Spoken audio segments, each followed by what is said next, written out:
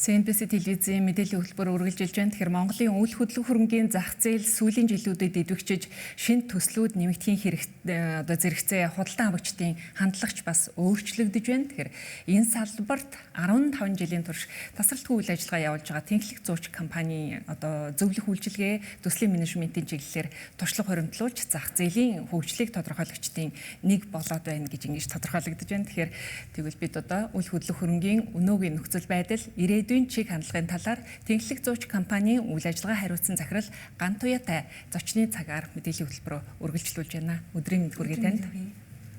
Тэгэхээр өнөөдөр хоёулаа ярилцах сэдв бол Монголын үйл хөдлөх хөрөнгийн зах зээлийн өнөөгийн чиг хандлагын талаар та манай үзэгчдэд нэг тодорхойлж өгөөч. За, Тэнхлэг зууч компани маань болохоор 2013 оноос хойш Монгол банктай хамтраад орон сууцны үнийн индекс гэдэг зүйлийг бол тооцож эхэлсэн байгаа. За, үүнээс хойш гэх юм бол манайх тасралтгүй 13 жилийн хугацаанд яг Монголын үйл хөдлөх хөрөнгийн зах зээл дээр судалгаа зөвлөх үйлчилгээг бол үзүүлээ явж байгаа. За, ингэхдээ бол бид нэр дотооддоо орон сууцны програм хангамжийн системийг хөгжүүлээд за энэ дээрээ тулгуурлаад бол ерөнхийдөө Улаанбаатар хотод хэдэн мянган орон сууц ашиглалтанд орж байгаа юм жилдээ. За, тэр нь орон сууц, офис, худалдаа үйлчилгээ гэх мэтчлэн нөгөө барилгынхаа төрлүүдээр төрөлжүүлээд за энэ мэдээлэл бол бидэд сар болгон шинжилж явдаг. За, энэ сар болгон шинжилсэн мэдээлэл дээрээ үндсэн дээрээ датан дээрээ үндэслээд яг энэ зах зээлийнхаа судалгааг ингээ боловсруулаад бэлтгээд явж байгаа. Тэгэхээр статистик тоо баримтаас харахад бол үйл хөдлөлийн салбар бол тасралтгүй өсөлттэй харагдаж байна шүү дээ, тий. Ер нь бол 2014 онд бол яг Улаанбаатар хотын үйл хөдлөх хөрөнгийн зах зээл бол бүр оргил үедээ хүрсэн үе. За, энэ үеэс ерөөхдөө 2015-16 оны үед бол жоохон бууралттай байсан. За, эргээд COVID-19 цар тахлаас хойш бол орон сууцны зах зээл ялангуяа бол бүр эрчимжиж эхэлсэн. За, үүний дараагаар бол амны орон сууцны зах зээл гэдэг зүйл бол эрчимжиж эхэлсэн байгаа. За, одоогийн байдлаар гэх юм бол 2026 оны байдлаар бол Улаанбаатар хотод 71 мянган айлын орон сууцны төслүүд бол ингээ хэрэгжиж явж байгаа. За, хэрэгжих дундаа бол ерөнхийдөө илүү зах тал руугаа төвлөрсөн захын бүсийн хөгжлүүд бол ерөнхийдөө нэмэгдэж байгаа. Үүнтэйгэж холбоотой бол ерөнхийдөө зах тахсан хөгжлүүд илүү хурцтай хөгжиж байна. Ялангуяа бол манай төр засгаас хэрэгжүүлж байгаа бүтээн байгуулалттай холбоотой бол ерөнхийдөө урд чиглэл рүү бол илүү үйл хөдлөх хөрөнгийн зах зээл бол ингээд шинэ байдлаар хөгжиж байгаа гэж бол харж байна.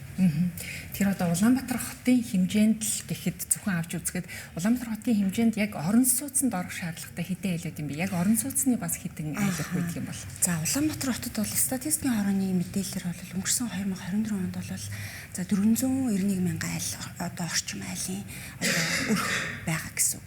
За, үүн дээрээс бол яг инженерийн дэд бүтц бүхий хангамж бүхий орон сууцнд бол 240 орчим мянган өрх байгаад байгаа. Үүний цаана бол магадгүй дахиад 250 мянган айл гэр орооллын бүсэд амьдарч гэдэг ийм тооцоо судалгаа бол байгаа. За, манай яг Тэнхлэг зууч компани тооцоо бүртгэлээр бол Улаанбаатар хотын орон сууцны фонд өөрөө 360 мянган айлын орон сууцны фондтой байгаа гэсэн. Тэгэхээр магадгүй энэ чинь 240 мянган айлын орон сууц нь бол орон сууцнд амьдарч байгаа өрх нь бол тэгэхээр цаана нэг 100 мянган айлын орон сууцны илүүдл ингээ харагдаж байгаа тийм. Гэхдээ энэ дээр бол зарим тохиолдолд бол борлогдоогүй байгаа орон сууцнууд байна. Ихэнх тохиолдолд ер нь бол түрээсээ орон сууц хэлбэрээр тэр 78 мянган айл нь бол явж байгаа гэсэн үг тийм.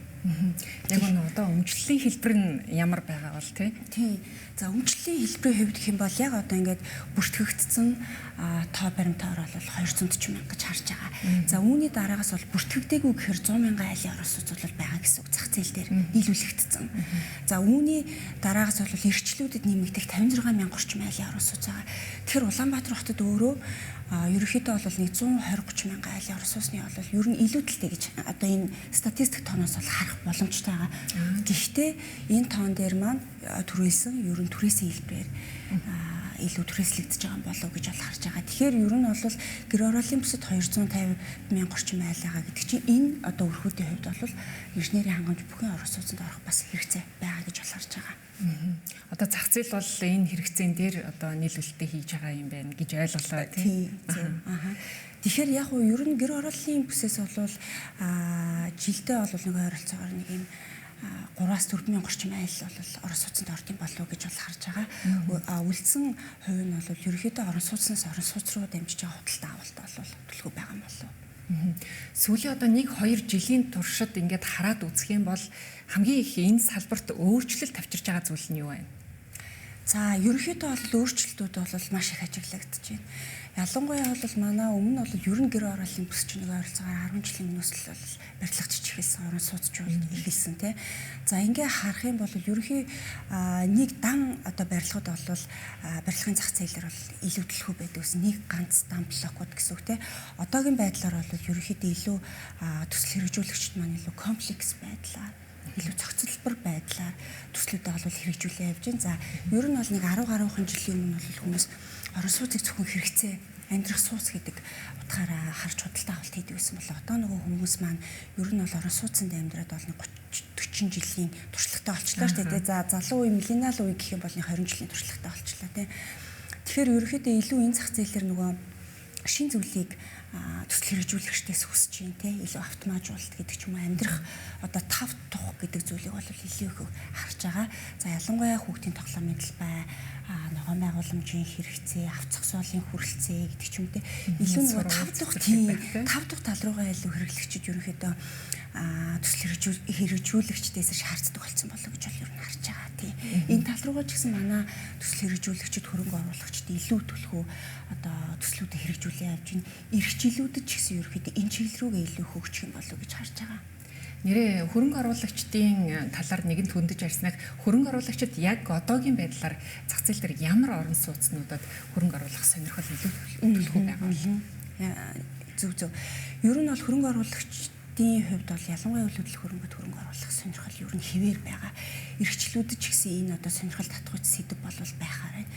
За хөрөнгө оруулагчдын хувьд гэх юм бол илүү яг худалдаа авагчдад тохирсон, хэрэгцээнд тохирсон төлөвлөлт бүхий одоо орон сууц, офис, худалдаа үйлчлэлийн амны орон сууц гэх мэтчлэн одоо салбаруудад бол хөрөнгө оруулах ийм сонирхолтой байгаа. За ялангуяа гэх юм бол орон сууцны хувьд илүү их хөрөнгө оруулах одоо илүү өгөөж хүртэх тийм боломжтой байгаад байгаа орон сууцны. За тэгэхээр яг хөрөнгө оруулагчдын хувьд гэдэг юм бол илүү шинэлэг тренд болж байгаа байршлууд гэдэг ч юм уу тийм сургууль дагсан бүтээн байгуулалтууд за худалдаа үйлчилгээний түүний ямар одоо концепттэй зохион байгуулалттай байгаа гэдэг талаар илүү нөгөө нарийн судалгаа шинжилгээнд дээр үндэслэж ерөөхдөө яг орон сууцны салбар дээр илүү их хөрөнгө оруулалтынхаа чиглэлийг бол харж байгаа юм болов уу? Тэгэхээр одоо Монголд төслийн менежментийн төвшин хэр сайжирч байгаа юм бол таны харж байгаагаар ерөнхийдөө бол сайжирч байгаа. За энэ менежментийн асуудлууд бол нэг сүүлийн 5 жилийн хугацаанд л яригдчихэв. Өмнө нь бол яг энэ чиглэлийн асуудлыг хөндөж ярьдаг байгууллагууд гэдэг ч юм уу тийм менежментийн чиглэлээр үйл ажиллагаа явуулах газрууд бол цөөхөн байсан. Одоо бол илүү хэрэглэгч өөрөө юу хүсэж байна гэдэг талтайгаа уялдуулаад энэ чиглэлийг илүү их бас нөгөө сайжирч байгаа салбар юм болов уу гэж бол харж байгаа. Тийм эрхчлүүдэд ч гэсэн ерөөхдөө энэ чиглэлийн менежментийн чиглэлийн зүйлүүд бол илүү хөгжих байх.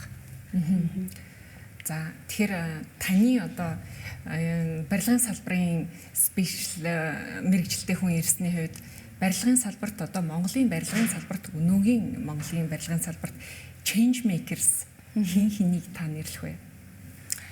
За change makers гэхээр яг ерөнхийдөө бол бас сүүлийн жилүүдэд бол гарч ирж байгаа. Тэгтээ яг одоо манай салбарын хувьд гэх юм бол ерөнхийн нэг юм төслөө хэрэглэгчээ мэдэрсэн байршлаа илүү нөгөө яг тренд юу гэмтэй ерөөхдөө оновчтой тийм тодорхойлсон. Ерөөхдөө бол яг сүүлийн 5-6 жилийн хугацаанд гэх юм бол яг тренд болж байгаа энэ зүйл гэх юм бол хаан уулын e-mart байршилд бол илүү их одоо нөгөө орон сууцны шинэлэг бүтээн байгуулалтууд бол өрнжин гэж бол харж байгаа. За үүний дараагаас гэх юм бол ерөөхдөө яармаг чиглэл рүүгээ илүү их байгаа болов гэж бол ер нь тэр чиглэл рүүгээ байгаа болов гэж харж байна. Иргэчлүүдэд ч гэсэн ер нь энэ хотын төв бос зах чиглэл рүүгээ илүү их нөгөө шинэлэг ийм бүтээн байгуулалтууд хэрэгжих юм болов гэж бол харж байгаа. За баярлалаа танд. За баярлалаа. Баярлалаа. Тэгэхээр өнөөдөр бид зочны ярилцлагаараа Тэнхлэг зууч компанийн үйл ажиллагаа хариуцсан захирал Ган Туяатай Монголын үл хөдлөх салбарын өнөөгийн байдал болоод маргаашийн чиг хандлагын талаар товчхон ярилцлаа.